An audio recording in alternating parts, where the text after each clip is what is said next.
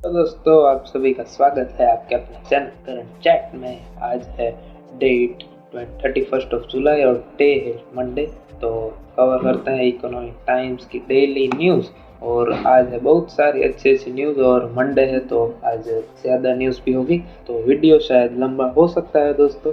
चलिए बिना किसी टाइम वेस्ट किए शुरू करते हैं news. Tiger trail at Flipkart ends with 3.5 billion dollar profit. तो दोस्तों यहाँ पे फ्लिपकार्ट ने अपने एक इन्वेस्टर को कर दिया है माला माल, और वो इन्वेस्टर का नाम है टाइगर ग्लोबल। तो ये बहुत ही बड़ा जाना माना वीसी है, मीन्स वेंचर कैपिटलिस्ट फंड है पूरा। और बहुत सारा मीन्स यहाँ पे मेजरली तीन से चार ही जो एक इन्वेस्टमेंट फर्म्स है वो जो कि इंडिया के स्टार्टअप में बहुत सारा इन्वेस्ट किया है। एक है सॉफ्ट बैंक, फिर टाइगर ग्लोबल, फिर एक सिक्वाया कैपिटल और एक है मुझे नाम याद नहीं आ रहा, तीन का तो नाम मुझे पता है, एक का नाम याद नहीं है। और टाइगर ग्लोबल उसमें से सबसे शायद बड़ा है, तो जिसने बहुत सारे स्टार्टअप्स में इन्वेस्ट किया है। और एक स्टार्टअप थी फ्लिपकार्ट जिसने अमेज़ॉन को भी टक्कर दिया है। अभी तो बहुत सारे ई कॉमर्स स्टार्टअप आ गए, लेकिन तभी अमेज़ॉन और फ्लिपकार्ट दोनों ही मीन्स दोनों के बीच में बहुत ही घमासान टक्कर थी। फ्लिपकार्ट ने तगड़ी टक्कर दी थी अमेज़ॉन को, और ये मीन्स शुरू किया था सचिन बंसल और उनके ब्रदर बिनी बंसल, दोनों ने मिलकर शुरू किया था। लेकिन फिर उन्होंने वॉलमार्ट को सभी सेल कर दिया। और एक बात मैं आपको बता दूं कि जब इन्होंने वॉलमार्ट को सेल किया, जो कि डील थी 16 बिलियन डॉलर की, तो क्या हुआ, सेल किया तो इसमें जो फ़ोन पे था वो भी उन्होंने सेल कर दिया। तो ये एक उनकी वर्स्ट मिस्टेक है, क्योंकि अभी आप देखेंगे तो फ़ोन पे की वैल्यूएशन ही 16 बिलियन डॉलर है। तो कितनी बड़ी मिस्टेक उन्होंने कर दी। फ्लिपकार्ट के साथ फ़ोन पे भी उन्होंने बेच दिया। तो लेकिन चलता, कोई बात नहीं। अब हम देखते हैं टाइगर ग्लोबल की पूरी हिस्ट्री। तो 2009 में उन्होंने $9 मिलियन इन्वेस्ट किया था फ्लिपकार्ट में, और वो भी कितनी वैल्यूएशन में, $42 मिलियन की वैल्यूएशन में। और तो देख सकते हैं आप दोस्तों कि 9/42 यानी कि कुल 21% जो स्टेक था वो उन्होंने ले लिया था। और वो भी आप वैल्यूएशन तो देखो दोस्तों, $42 मिलियन, और अभी कितनी है, $16 बिलियन उनकी वैल्यूएशन है। तो कितना रिटर्न आप देख सकते हैं सिर्फ और सिर्फ 9 ईयर्स में। आपने देखा कि, और यहाँ पे आप देख सकते हैं प्रॉफिट भी उन्होंने कैलकुलेट करके ही दिया है, $3.5 बिलियन का प्रॉफिट। इसीलिए वीसी जो फर्म्स होती है वो बहुत ही बड़े बड़े प्लेयर्स ही होते हैं। वो क्या करते हैं, 10 कंपनीज में इन्वेस्ट करते हैं, और 10 में से एक उनकी ऐसी कंपनीज होती है जिसमें से मीन्स एक कंपनीज प्रॉफिट में होती है और 9 उनकी लॉस में होती है। मीन्स इसमें अगर उनका प्रॉफिट 0 भी हो गया तो भी एक कंपनी पूरा प्रॉफिट को रिकवर कर देंगे। जैसे आप देख ही सकते हैं, $3.5 बिलियन का प्रॉफिट हुआ है। तो एक सेकंड में रफ कर देता हूँ थोड़ा, तो आपको इजीली दूसरी न्यूज़ पता चले। कोई बात नहीं, ये चला जाएगा।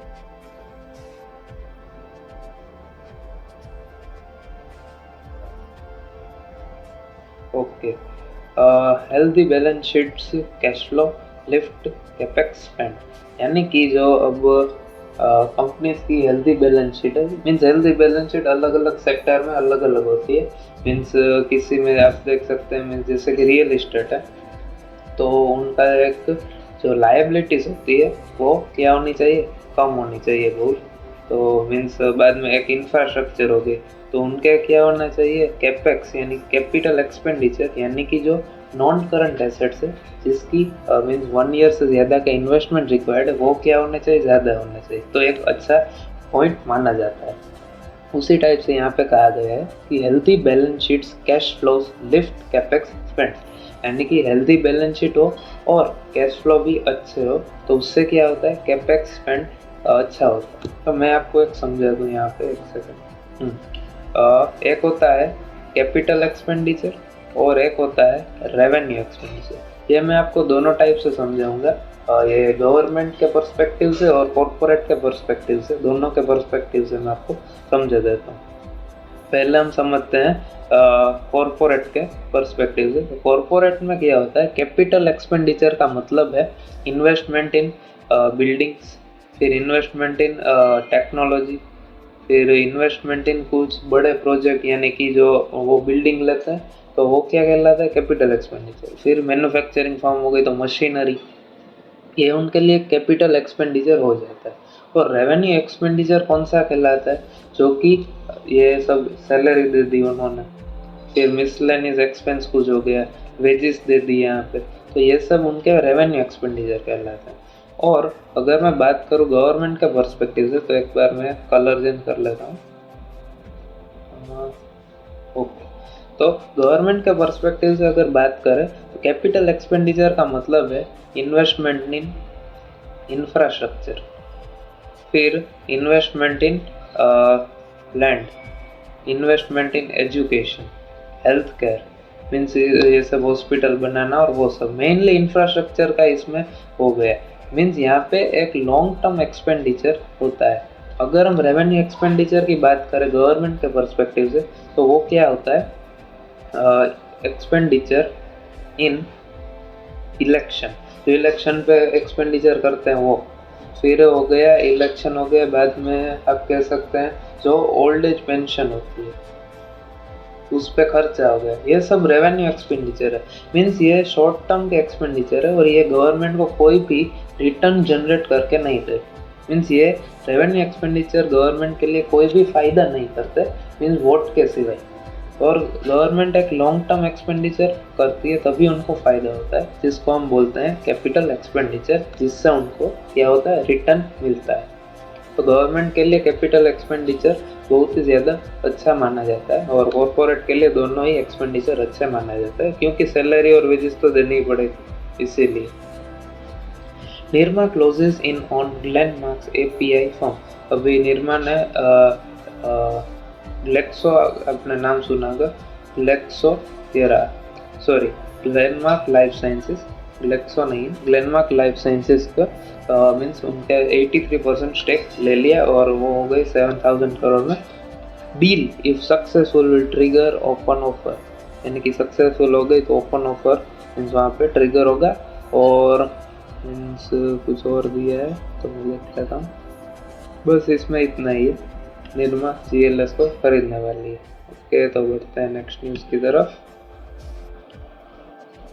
जियो moment in AMC business might need different playbook, यानी कि जियो अब AMC बिजनेस यानी कि एसेट मैनेजमेंट कंपनीज में भी आने वाला है, जिसका नाम होगा जियो फाइनेंशियल। और इन्होंने पार्टनरशिप की है वर्ल्ड के सबसे बड़े एसेट मैनेजर ब्लैक रॉक से, जिसमें से $150 मिलियन इनके होंगे और ब्लैक रॉक के भी क्या होंगे, $150 मिलियन।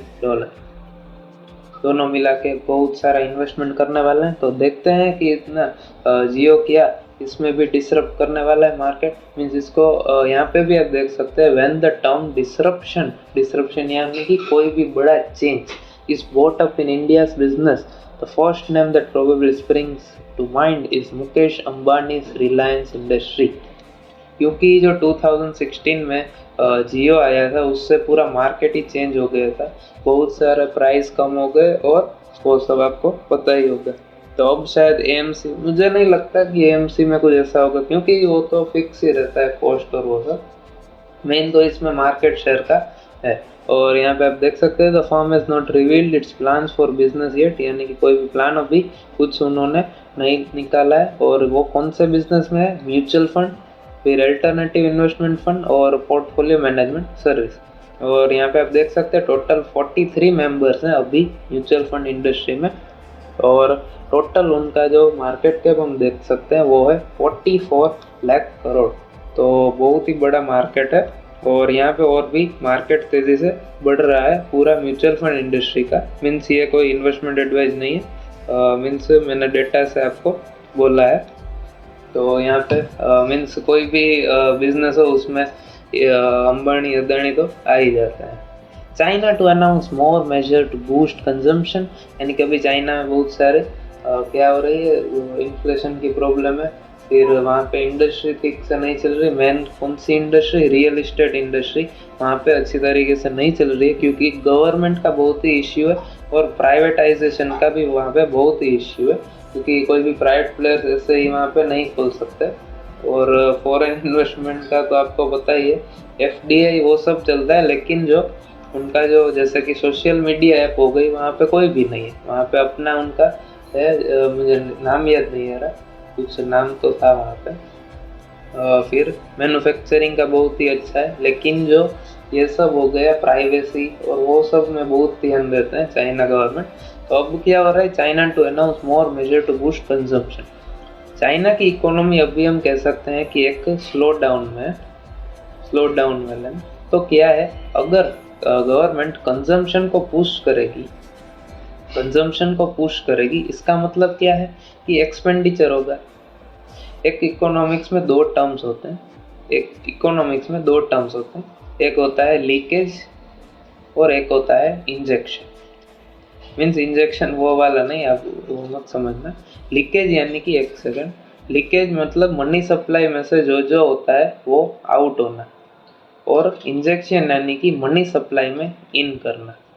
और कंजम्पशन एक इंजेक्शन है जो कि मनी सप्लाई को क्या करता है, बढ़ाता है।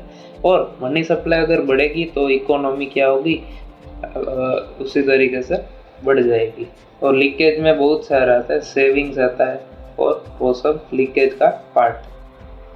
ओके, बढ़ते हैं नेक्स्ट न्यूज़ की तरफ। Remittances overseas travel spend soared in May to beat TCS hit. इसमें बेसिकली रेमिटेंसेस अगर आपको नहीं पता तो रेमिटेंसेस का मतलब ये है कि जैसे कि कोई भी जैसे कि फैमिली में तीन बंदे हैं, एक मदर, फादर और उनका एक बेटा। मीन्स हम इसको ए बोलते हैं। ए अमेरिका जाता है पढ़ने के बाद और वहाँ पे क्या करता है, जॉब करता है। जॉब से जो भी उनको डॉलर्स मिलते हैं वो डॉलर्स इंडिया में, मीन्स यहाँ पे जैसे कि उनको $1 लाख मिलते हैं, हम ऐसे ही एज्यूम करते हैं $1 लाख उनको मिलते हैं। तो वो क्या करता है, सभी उनका सेविंग्स, इन्वेस्टमेंट, वो सब एक्सपेंडिचर के बाद जैसे ही उनको बचे $20,000, तो ये $20,000 वो सेंड करता है इंडिया में, मदर और फादर के लिए $20,000 सेंड करता है। तो हम अप्रोक्स अभी मान लेते हैं कि ₹80 चल रहा है, $1 इक्वल टू ₹80। तो अप्रोक्स कितना हो जाएगा, ये 16 लाख हो गया। तो अब यहाँ पे मदर और फादर के पास एक ईयर में 16 लाख रुपीस आ गए और वो बैंक अकाउंट में चले गए। तो ये इंडिया को फ़ायदा करता है, क्यों? क्योंकि डॉलर हमारे पास आए और रुपीस मीन्स डॉलर की हमारे पास क्या हो गई, सप्लाई हो गई। और मैंने बताया कि फॉरेक्स रिजर्व हमारे लिए कितने इम्पोर्टेंट रोल प्ले करते हैं। और कल अगर आपने हमारा वो डेट वाला वीडियो नहीं देखा तो अभी जाके देखिए, डेट क्राइसिस हमने पूरा एक्सप्लेन किया है, अच्छी तरीके से डिटेल्ड में एक्सप्लेन किया है। और डेट क्यों अच्छा है, पूरा है, वो सब आप उस वीडियो में देख सकते हैं। और अगर अभी तक आपने हमारे इस वीडियो को लाइक नहीं किया है तो दोस्तों प्लीज़ लाइक कर देना और चैनल को कर देना सब्सक्राइब। तो अब इस न्यूज़ में आते हैं कि ये जो रेमिटेंसेस है, मैंने आपको ये पूरा समझाया, वो 40% से ग्रो हुआ है और अब पहुंच गया है ऑलमोस्ट $3 बिलियन। मीन्स ये भी एक अच्छी इनकम सोर्स ही है ना गवर्नमेंट के लिए। Reliance general raises 200 crore from Reliance capital. Means इसमें रिलायंस कैपिटल नहीं उसे फंड किया है, तो पेरेंट्स का ही, मीन्स कंपनी के पेरेंट ने उनको फंड किया है। Tech equity launch at G20 summit tomorrow. ये एक अच्छा इनिशिएटिव हम कह सकते हैं G20 समिट में। इसमें क्या है, एक हम कोर्स ऐप कह सकते हैं, यानी कि आपने सुना होगा कोर्सेरा, फिर अपग्रेड और वो सब हो गए। इसी तरीके से एक टेक इक्विटी एक ऐप है। तो it will collate best in class courses, digital and financial literacy, जैसे कि टेक स्किल डेवलपमेंट होगा, उसमें कोर स्किल एनहांसमेंट भी होगा। और यहाँ पे आप देख सकते हैं इसमें 3 इयर्स के लिए इंडिया फंड करने वाला है और ये फंड मीन्स पूरे वर्ल्ड के लिए बेनिफिशियल होगा। और यहाँ पे आप देख सकते हैं विल इम्पैक्ट 2 to 3, यहाँ पे अगर आपको नहीं दिख रहा ऐसे मैं स्टार मार्क कर देता हूँ, 2 to 3 million woman across the globe over next year, यानी कि 20 से 30 लाख वुमन को यहाँ पे सीखने के लिए मिलेगा। और मेन तो बहुत सारे हो ही गए, यानी कि ऑलमोस्ट आप बोल सकते हैं 1 करोड़ लोगों को फायदा होगा इससे। Okay okay, over 6 crore ITR filed. तो इसमें बहुत ही मुझे तो अच्छी न्यूज़ लगी, क्योंकि 6 करोड़ ITR फाइल होगी, मीन 6 करोड़ लोग इनकम टैक्स रिटर्न भर रहे हैं, तो ये एक अच्छी न्यूज़ है। लेकिन मैं कहूँ कि ये अच्छी न्यूज़ क्यों नहीं है, क्योंकि मीन्स अच्छी न्यूज़ तो है क्योंकि हमारा 2-3 साल पहले, 2-3 तो नहीं लेकिन 5-6 साल पहले ये नंबर था 3 करोड़ के आसपास। तो आप कहेंगे कि ये डबल हो गया, नहीं, लेकिन हम कह सकते हैं डबल नहीं हुआ, क्योंकि हमारी पॉपुलेशन 100 करोड़ थी उसमें, तो 3 करोड़ लोग भरते थे, तो कितना हो गया, 3% हो गया। लेकिन अब हमारी पॉपुलेशन हो गई 140 CR, 150 मान लेते हैं, 150 हो गई, और ये हो गया 6 करोड़। तो आप देखेंगे कि इतना मीन्स ये 4.5% होगा, लेकिन डबल नहीं हुआ है अभी, मीन्स इंक्रीज हुआ है, नो डाउट। तो इससे गवर्नमेंट को भी अच्छा रेवेन्यू मिलेगा। मीन्स इसमें प्रॉब्लम क्या है कि इनकम टैक्स जो भरता है उसके लिए गवर्नमेंट कोई बेनिफिट नहीं देती। मीन्स अगर कोई भी बैंक में लाइन है, तो अगर कोई इनकम टैक्स भरता है तो उनको पहला मौका मिलना चाहिए, ऐसा होना चाहिए मेरे तरीके से। फिर वो तो गवर्नमेंट की मर्जी, वो इम्प्लीमेंट करे ना करे। India in talk to link grid with Singapore to trade in green power. Grid यानी कि मीन्स अभी ये आप देख सकते हैं agreement is expected to sign soon, इसीलिए मैं इस न्यूज़ को ज़्यादा कवर नहीं करूँगा। मीन्स इसमें बेसिक यही है कि ग्रिड यानी कि पावर ग्रिड हो गई, पावर ग्रिड कंपनी जो कि रिन्यूएबल एनर्जी और वो सब में काम करती है, वो सब। तो वहाँ पे सिंगापुर के साथ वहाँ पे पार्टनरशिप करने वाली है। एथनिक वायलेंस, ये मुझे मीन्स बहुत ही बुरा लगा। Ethnic violence drags down Manipur exports nearly 80%, means 80% से उनका एक्सपोर्ट कम हो गया है। मीन्स उनके गवर्नमेंट का रेवेन्यू आप देख सकते हैं कितना कम हो गया है। और एक इसे मैं जूम करना चाहूँगा थोड़ा, शायद उसमें प्रॉब्लम हो सकता है, एक सेकेंड थोड़ा और कम कर दूँ, थोड़ा और। ओके, अब आपको दिख रहा होगा, मुझे भी मजा आएगा। Ethnic violence drags down Manipur exports bye nearly 80%। तो अगर गवर्नमेंट का अगर एक्सपोर्ट होगा 100 रुपीज़, तो अब उनका एक्सपोर्ट हो गया ₹20 ओनली। आप देख सकते हैं एक छोटा तो मैं नहीं कहूँगा, लेकिन एक इश्यू के कारण इकोनॉमी पे कितना असर होता है। यहाँ पे आप देख सकते हैं प्रोट्रैक्टेड यानी कि लंबे समय से चलने वाला एक वायलेंस मणिपुर में था। और यहाँ पे उन्होंने डेटा भी दिया है कि कौन से जो थे मीन्स आइटम्स और वो सब रिड्यूस हो गए एक्सपोर्ट से।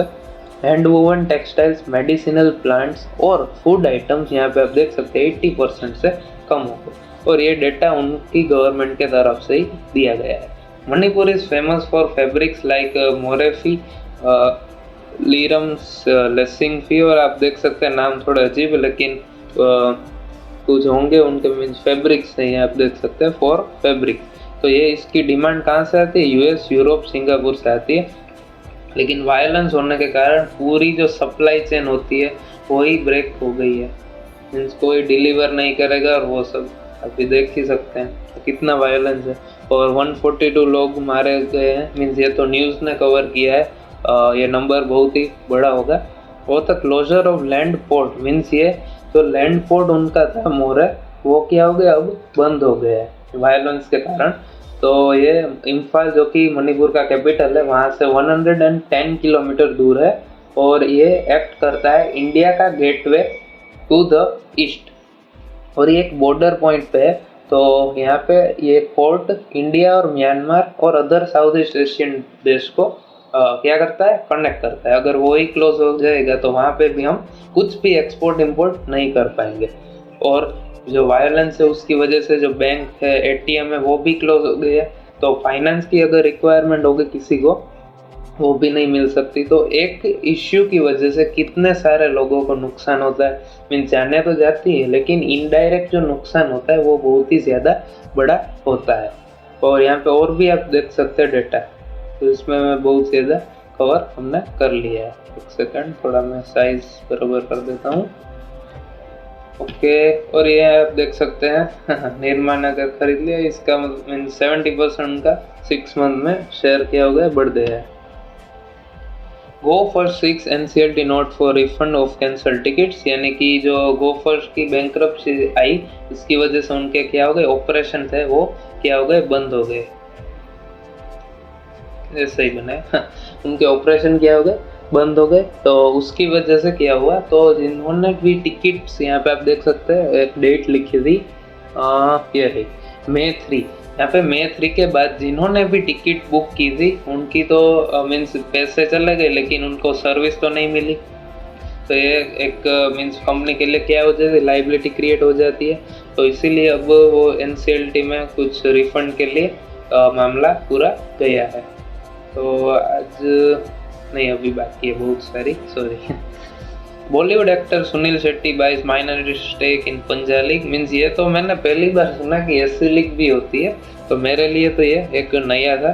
सुनील शेट्टी आप देख सकते हैं, इन्होंने प्रो पंजालीग में एक इन्वेस्ट किया है, और ये प्रो पंजालीग 2020 में शुरू हुआ था, आप देख सकते हैं यहाँ पे, और 6 टीम्स है इसमें मैं भी आज पहली बार इसे पढ़ रहा हूँ, तो ये एक अच्छी बात है। और स्पोर्ट्स को भी बढ़ावा मिलना ही चाहिए, भले ही वो कोई भी स्पोर्ट्स क्यों ना।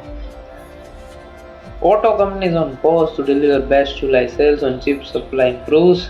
ओहो, ऑटो कंपनीज तो बहुत ही अब तेजी में, मीन्स आप देख सकते हैं। एक मैंने डेटा देखा था, उसमें लिखा था कि अभी इंडिया की पॉपुलेशन के पास, मीन्स इंडिया की टोटल पॉपुलेशन में से केवल और केवल 18% के पास ही क्या है, 4 व्हीलर है। 4 व्हीलर है, स्पेलिंग से वो बात नहीं, 4 व्हीलर है, वो भी कितना है, 18%। अगर हम बाहर जाते हैं तो हम देखते हैं कितनी गाड़ी, हम देखते हैं कितना ट्रैफिक जाम, तो अभी तो ये 18% ही है। अगर ये 50-60% होता तो हाल तो कितना हमारा बेहाल हो गया होता। तो अभी भी आप देख सकते हो, auto companies on course to deliver best July sale, यानी कि जुलाई में उनकी सेल सबसे ज़्यादा हो सकती है। और मारुति की अभी नई इन्विक्टो आई, मीन्स ये टोयोटा है, कौन सी हाई क्रॉस, दोनों ही की पार्टनरशिप भी है। और फिर hyundai की एक्स्टर और होंडा की एलिवेट, और यहाँ पे आप देख सकते हैं 355 units, highest ever monthly sales in सितंबर 2022, मीन्स सितंबर 2022 में हाईएस्ट नंबर ऑफ सेल्स थी। मीन्स यहाँ पे शायद ये सेल्स कैसे काउंट करते होंगे, मीन्स यहाँ पे बुक हो गई उसको सेल्स नहीं बोलते होंगे, शायद जो डिलीवर हुई है उनको ही शायद ये सेल्स बोलते होंगे, क्योंकि जो बुक तो बहुत सारी की गई, क्योंकि आप कोई भी गाड़ी लेने जाए ऑलमोस्ट 6 मंथ की वेटिंग तो आप देखते ही होंगे। तो चलते हैं, मीन्स ऑटो कंपनीज की तो बल्ले बल्ले हो रखी है यहाँ पे। KKR InvIT acquires Macquarie 4 road asset for 3000 crore. तो एक मैं आपको कॉन्सेप्ट समझाता हूँ, अच्छा कॉन्सेप्ट है, एक बार मैं इरेज कर देता हूँ ये। ओके, इसमें एक टर्म है इन्विट और REIT, रीट और इन्विट दोनों हम कहते हैं। इसमें इन्विट का मतलब आप देख सकते हैं इंफ्रास्ट्रक्चर इन्वेस्टमेंट ट्रस्ट, और REIT का रियल एस्टेट इन्वेस्टमेंट ट्रस्ट। इसमें अगर आपके पास पहला तो क्या होता, मीन्स अभी भी ये थोड़ा कम मार्केट इसने गेन किया है इन दोनों ने। अभी पहले क्या होता था, अगर मीन्स आपको रियल एस्टेट में इन्वेस्ट करना होता है तो आपको बहुत ही क्या होता है, प्रॉब्लम मेन इसमें क्या होता है, आपको बहुत ही बड़ा फंड चाहिए। इसमें हमारे पास मीन छोटे छोटे लोग, जैसे कि मैं एक स्टूडेंट हूँ, तो उससे स्टूडेंट के पास इतना सारा पैसा तो नहीं होता 10 लाख 20 लाख जाके वो रियल एस्टेट में इन्वेस्ट करे। तो अब ये छोटे छोटे फंड आ गए इन्विट और REIT, ये बिल्कुल म्यूचुअल फंड की तरह ही काम करते हैं। मीन्स आपको अगर 100 रुपीज़ से भी शुरू करना है तो भी आप म्यूचुअल फंड में SIP शुरू कर सकते हैं। तो ये REIT का मतलब है रियल एस्टेट इन्वेस्टमेंट ट्रस्ट, और इन्विट का मतलब है इंफ्रास्ट्रक्चर इन्वेस्टमेंट ट्रस्ट। तो आप इसमें छोटे छोटे मीन्स अमाउंट से भी रियल एस्टेट में इन्वेस्ट कर सकते हैं। और अगर आपको जानकारी पानी है तो आप वेब सर्च कर सकते हैं इसके बारे में। इस न्यूज़ में ये है KKR इन्विट, KKR एक बहुत ही बढ़िया कंपनी है और इसने रिलायंस में भी इन्वेस्ट किया है। उन्होंने मैक्वेयर के 4 रोड एसेट खरीद लिए 3000 करोड़ रुपीज़ में। और यहाँ पे आप देख सकते हैं, एक second, Earlier, Adani Road Transport has agreed to acquire this road asset for 3100 crore, but terminated the deal last day. इन पहला तो ये अदानी रोड ट्रांसपोर्ट खरीदने वाला था और बस इस न्यूज़ में यही था। मीन्स ये कॉन्सेप्ट आपको एक अच्छा, अगर आपको नहीं पता था तो समझ में आ गया हो। फिर आ जाता है Bajaj auto to set up overseas manufacturing facility in Brazil. उनकी फर्स्ट ओवरसीज कंपनीज ब्राज़ील में सेटअप होने वाली है। तो हमारी बहुत सारी कंपनीज अब एमएनसी का दर्जा पाने वाली है, बहुत सारी कंपनीज। और ये इसमें अगर बजाज एक्सपोर्ट करता है बाहर फॉरेन में तो उनका 20% लैटिन अमेरिका में से आता है। तो ये ऑटो वापिस ऑटो आ गई, इन ऑटो की बल्ले बल्ले है। फिर आ जाता है Pernod Ricard plans to make premium brand in India. Means ये एक विस्की और स्कॉच और वो सब की ब्रांड है। इसमें बेसिक यही है कि ये प्रीमियम ब्रांड बनेगी इंडिया में। तो मैंने कहा था कि आपको, मीन्स एक न्यूज़ हमने बहुत सारी कवर की थी बीच में कि इसका पूरा मार्केट बहुत ही तेज़ी से बढ़ रहा है। कुछ स्टेट को छोड़ के जैसे गुजरात, बिहार उसमें बैन है, और कर्नाटका में भी अभी बहुत सारे टैक्स और वो सब वहाँ पे लगा रहा है। इसीलिए ये यहाँ पे क्या इन 3-4 स्टेट्स को छोड़ के बहुत सारे बढ़ा रहे हैं यहाँ पे। और तो इस न्यूज़ में यही था। और शायद एक न्यूज़ बची है, शायद एक ही न्यूज़ बची होगी, ये रहा। ये एक डेटा है, $10 billion growth in annual revenue run rate Meta reels यानी कि इंस्टाग्राम रील्स में से उनको कितना रेवेन्यू हुआ, $10 बिलियन का रेवेन्यू हुआ। और $3 बिलियन लास्ट ईयर में था, जो कि अब बढ़कर हो गया $10 बिलियन। और वो भी उनका ग्रोथ है, यानी कि ओवरऑल उनको मिला $13 बिलियन। तो ये बहुत ही बड़ी न्यूज़ है। और इंस्टाग्राम की रील्स से ही उनको क्या है, इतना सारा रेवेन्यू जनरेट होता है। तो दोस्तों एक बार फिर से मैं कह दूं कि अगर आपने वो डेट क्राइसिस वाला वीडियो नहीं देखा है तो प्लीज़ देख लीजिए, इन डेप्थ एनालिसिस है। और आपके पास अगर टाइम नहीं है तो कोई बात नहीं, उसको प्लेलिस्ट में सेव कर लीजिए, डाउनलोड कर लीजिए। उसमें टाइम लेके देखना, जैसा नहीं कि 2 मिनट देखा बाद में फिर 10 मिनट ब्रेक, फिर 2 मिनट, ऐसा मत करना। अच्छे तरीके से टाइम लेके वो आप वीडियो देखना। और दोस्तों thank you for watching this video.